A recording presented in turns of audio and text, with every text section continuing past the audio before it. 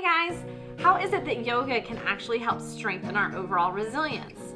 Well, I am super excited for today's class because we are having lesson 10 of 10, which is our physical resilience practical, where we're going to talk about the benefits of this yoga and how it can help strengthen not only our mindfulness, but that physical resilience. Quick review: in this curriculum, we talked about how there are 6 key areas that when we focus on them, they strengthen our overall resilience. Again, they're self-care and compassion, support and connection, positive effect, healthy coping, finding purpose, and mindfulness. And so today we're going to head over to the studio here in just a second and meet up with Mary, and she's going to teach us some yoga stances that we can do to start coming in and owning and honoring who we are at this moment in time. Because guys, you're beautiful, you're strong, you are courageous, and you do have resilience. Now it's time for us to step in and own every bit of who we are now and to encourage and push ourselves forward to strengthen us even more. So, without any more further ado, let's go. I'll meet y'all at the studio. Let's do this. On this ocean, every wave brings you closer to home. And no matter what you think, you are never alone. Welcome, y'all. We are at the Bar and Yoga Room here in Rincon with Mary, our wonderful instructor. Thank you so much for joining us today. Absolutely. She's going to show us some yoga poses and help us understand how it can be healing. So I'm going to let Mary take it away. My name is Mary, and I own the Bar and Yoga Room in Rincon. I've taught for almost a decade now, and yoga can not only physically make you feel stronger, but mentally. It helps you connect with your body, and it really gives you a sense of purpose for what your body does each day. If you start to practice, you'll start feeling things like, wow, when I move here, I go here, I'm using these muscles, and you'll really find a newfound strength and appreciation for what your body can do. So before we get started, if you decide that you just love this today, I suggest getting this book by Mark Stevens. It is called Yoga Sequencing. You can find it on Amazon, eBay. People sell them all the time. But what's great about this book, and there's actually 4 of them, Mark Stevens writes in a very accessible way. You won't feel overwhelmed, and you'll totally understand everything. In this first book, he breaks down the poses, what you should feel in yoga, and then he gives you all of these sequences with pictures, how many breaths to hold, and what to expect in your body. So if you love this, I suggest that you get one of his books. This one's the best one. We're going to do 10 poses today, and each one is going to have a purpose with them. And then at the end, you'll have an opportunity to know where to go if you want to take it further and maybe even start putting the poses together yourself. So let's get started. We're going to start with easy pose. And something to remember when you learn about the poses is that they will have a Sanskrit word. That's just because they all originated in India and they are translated in English. So they might be spelled a little different depending on where you find them, but look for either name. It's the same pose. So easy pose in Sanskrit is called Sukhasana, and Sukha is meant to mean sugar. It's sweet, and that's why this is a sweet pose. It's easy. You can sit here for a long time. You can sit here for a short time. This is a very good pose if you're trying to get your thoughts together, feel grounded. You'll notice that your sit bones are down on the mat. You can press your fingers into the floor. You can bring your hands to your heart if you're just really needing to kind of feel some consolation. You can bring your hands to prayer. You can pray here. You can meditate. You can use this to start your practice. This can be your whole practice. So this is where we start most of our classes, either like this or like this lying on our backs, because it's just a really good way to get started and to bring yourself into one space. Next, we have child's pose, and everyone loves child's pose. We joke in class, if you're just too tired, take child's pose. So we're going to start with our hands at the top of the mat. We can face each other, that's fine. And just hinge back so that you're pressing into your knees and your feet. Your weight is going to be over your heels, and you'll see this lengthens the spine. So you can press into your hands here. You can rest your forehead here. You can bring your knees further apart, which lets your hips open. And anytime we're opening the hips, we're just finding release, right? We hold a lot of emotion in our hips. So if you are just feeling tight and tense, don't crawl into a ball. Let your body open up here. And you'll see your belly can soften, your chest can soften, and you can just breathe. You can feel your breath here because you're facing the mat. You're close to the floor. And if you don't like it facing down, then have a seat and bring your knees to your chest and do the same thing. So you're getting the same benefits of the pose. We're just kind of shifting gravity and making it accessible for someone that maybe can't be face down. All right, let's go to our third pose, which is tabletop. And you'll notice that we're kind of doing poses that can transition to each other. So we started seated, we went to child's pose, and now we're gonna go to hands and knees. So in tabletop, this alone is work. If you're pushing into your hands, right, you got to pull your core in. You don't want to be slouching through your back. You don't want to be overarching through your back. You want this nice neutral back, neutral spine, just like a table. You're level to the floor. And we can add here. We can take cat and cow. You've probably seen that or heard that in any class or YouTube, something you've probably looked up, where you'll just take a deep breath in, let your belly soften, let your chest hang, and then you exhale and you round in, press through your hands, and stretch your upper back. So let's do 3 more. You would inhale to look forward. Exhale to round in. 3 more. And really hear your breath. Breath is healing. It's cleansing. Exhale.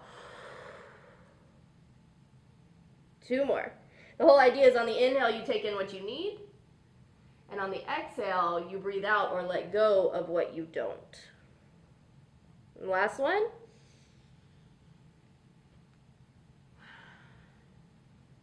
So let's stay here. Let's say you are feeling strong today, or you need to work on some core work, leg work. You just need a little bit more in your practice. We can do what we call bird dog exercises, where you can bring one arm forward and the opposite leg back. You can start to bring your knee to elbow. Again, we'd exhale. So we're kind of getting that cat-cow back in there, right? Inhale, stretch. Exhale, pull in. Let's do one more on this side. Inhale. And exhale. And release. And then you would just do the same thing on the other side. For our 4th pose, we're going to transition to our feet. So we could have stayed in tabletop, where you would literally just press into your feet and stand up. You can also just step right into your pose, whatever you need to do. If you practice a little on your own and want to go through down dog, you can go from there. But we're going to do high lunge. So we'll start with the left leg forward and the right leg back. Some places might call this warrior 1. Regardless, the main thing is to make sure your hips are square. So you'll notice the back of her foot is not pressing to the mat. It's high. It's like she's got a stiletto on, right? Tall foot. This leg is extended like she's pressing the back of her leg up to the ceiling. So if you push into my hand, up like that, very good. And then her hips are square. So that's a lot of work for your core, for your inner thighs. And from here, just like easy pose, she can bring her hands to prayer. She can bring hands to heart center. She can bring her arms overhead. She can do all kinds of stuff there. We're going to go ahead and transition to our next pose. From there, we just open this back foot and find warrior 2. Everyone loves warrior 2 because it's what you see in pictures. It makes you feel strong. It's very accessible. You have this nice, strong, wide, sturdy base. You don't feel like you're going to fall. The difference is we're opening the hips. So we open the hips. This back foot is our anchor. You'll notice that she's rooted here and her energy is moving to the front leg. Her hips are level. And her arms are strong, right? You don't want this back arm dropping down. You want it really strong and right out from your side. Let's transition to our next one. So from warrior 2, we've already got this front leg open. We're just going to open the back leg and move into goddess. Everyone loves goddess. It's a very feminine pose. It is said to tap into your solar plexus, which is like your gut feeling, your strength, your belly, your powerhouse, right? Like if you feel intuition or you feel sick to your stomach, that all comes from your solar plexus. It's just an energy source in the body. And if you sit low, it's opening your hips again, like vulnerability, letting you feel stronger, letting you kind of tap into those emotions that you need to just release. And from here, we can bring our hands anywhere that we want. Out by our sides, strong fingers, hands in prayer. If you want more, you can go lower. If you need less, you can come higher. You can stay here for a long time. You can breathe with this pose, right? Deep breath in and back out. In and out. And again, this is a good transitional pose, so we can go back to warrior two and back into goddess. And then let's just do the other side. So we're going to turn and switch and back into goddess. All right? So our next pose is mountain pose, and in Sanskrit it is Tadasana. People like to say Tadasana because it is literally standing there in anatomical position. If you go to the doctor and you see pictures of the skeleton or the body on the wall and they're standing there with the hands open, that is mountain pose. So what's important about mountain pose is making sure that your feet aren't too wide. They're right under your hip bones, so about 4 to 6 inches. Your hands are out beside you. You've got energy shooting through your fingertips. You're lifting from the floor and pressing into these big toes, which is going to help lift your arches. You're growing tall through your head, lengthening your spine, and squeezing your shoulder blades into your upper back. Mountain pose is great because you can stand here, you can feel grounded, you can literally close your eyes and feel like you are on the top of the world. It's a great place to just kind of get your thoughts together. It's my favorite pose to teach in class. So let's move from mountain pose to tree pose since we're already standing. Tree pose you're always going to see probably pictured with the foot up high, but that's really not necessary. Anytime you prop the foot up, you turn it out, the foot can be on the mat, it can be on the calf. We want to avoid the knee because it's just not very safe to put one body part on another joint, right, because they bend. So think the calf, think the thigh, even the hip crease. But tree pose is a great pose where you can be a little bit more creative, right? We can grow our tree, we can bring our hands together, hands by our side. We can have a low tree. Your tree might be here one day and it might be here the next. But tree pose is a really great place to just kind of feel pretty. Let yourself do whatever your body feels that it needs that day. Next, we're going to move into fish pose. And we're going to actually set Joyce up in a supported fish pose. So we have 2 blocks here. And blocks, these are foam blocks, but you can also get them in cork. The foam blocks are great because they're soft, right? Cork blocks are great because they're very supportive, but they are a little stiff, so they're not going to feel so comfortable. However, you don't have to use a block. You can use a pillow, you can use a rolled up towel, a rolled up blanket. But we're going to start first with the block right on the shoulder blade. So think right at that little T-strap area of your sports bra. And when she lies back, get it right in the spot. You'll know your sweet spot. It's a little different for some people, and you can actually turn it on all dimensions, right? It can be flat, it can be medium, it can be tall, it can be long ways if you like it more down the spine. But you want the hands turned up, and you can see with gravity, her chest just starts to open, right? Shoulder to shoulder. Things can just kind of fall back to the mat. So if you're tense, if you're tight, if you're just feeling really stressed out, this pose will help you find some ease, especially in your heart space.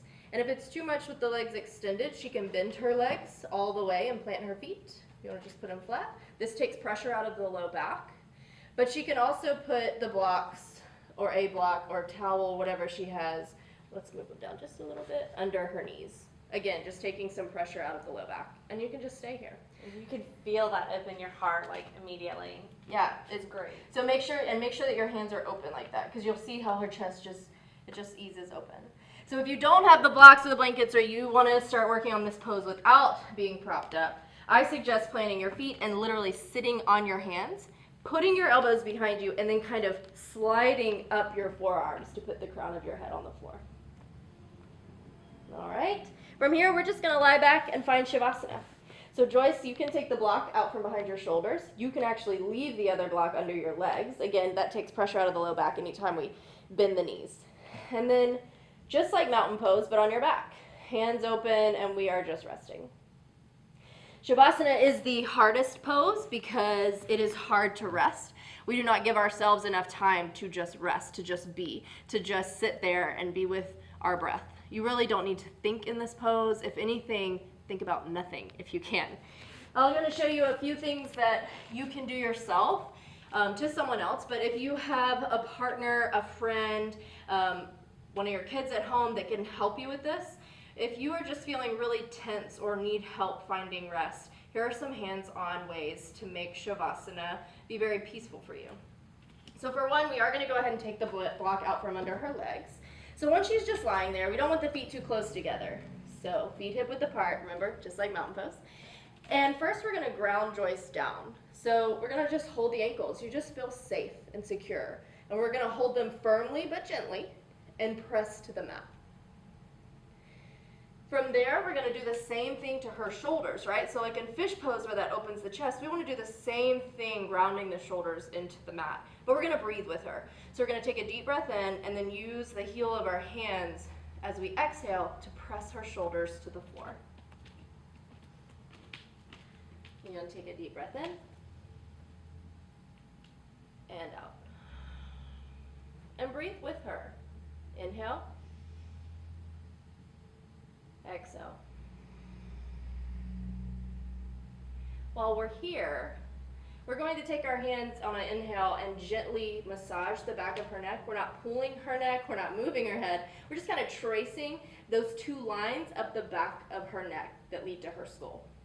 So take a deep breath in. And as she exhales, I'm going to use my thumbs to trace her eyebrows to her temples and just gently massage there.